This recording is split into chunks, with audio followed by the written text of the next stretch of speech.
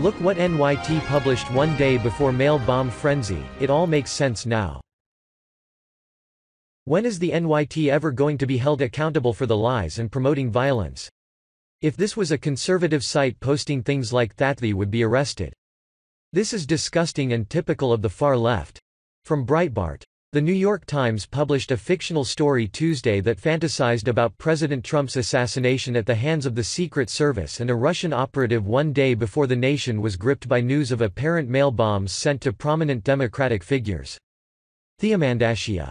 Do you think it's possible that Dems found their perfect fall guy in Cesarsayak to be the MAGA bomber, since he had several prior bomb threat charges, just like they did with Christine Blaseyford?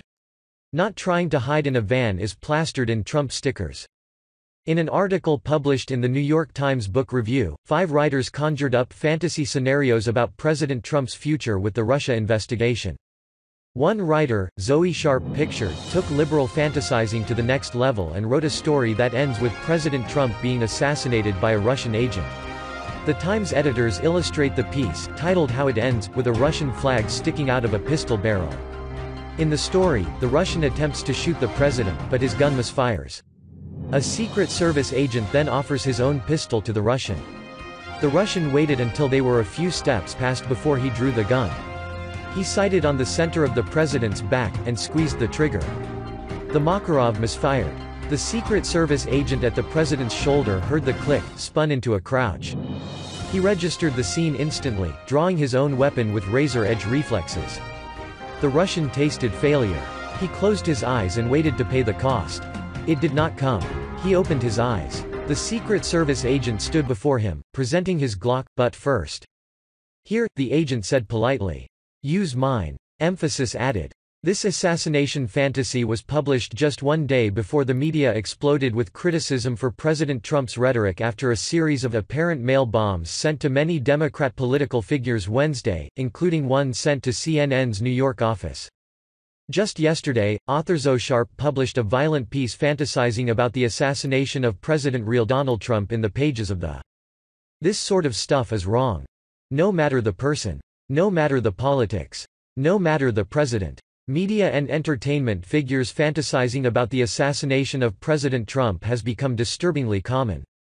Last year, actor Johnny Depp joked, "When was the last time an actor assassinated a president?" He later apologized. Rapper Rick Ross released a song in 2016 with the lyric, "Assassinate Trump like I am Zimmerman." A Julius Caesar play in Central Park featured the assassination of a faux Donald Trump figure. And pop star Madonna said at the Women's March that she had fantasized about blowing up the White House. "Yes, I am angry. Yes, I am outraged. Yes, I have thought an awful lot about blowing up the White House, but I know that this would not change anything," she said. And the left's violent fantasies are not limited to Trump. Anyone they disagree with can be targeted.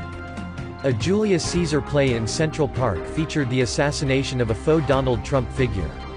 And pop star Madonna said at the Women's March that she had fantasized about blowing up the White House. "Yes, I am angry. Yes, I am outraged. Yes, I have thought an awful lot about blowing up the White House, but I know that this would not change anything," she said. And the left's violent fantasies are not limited to Trump. Anyone they disagree with can be targeted.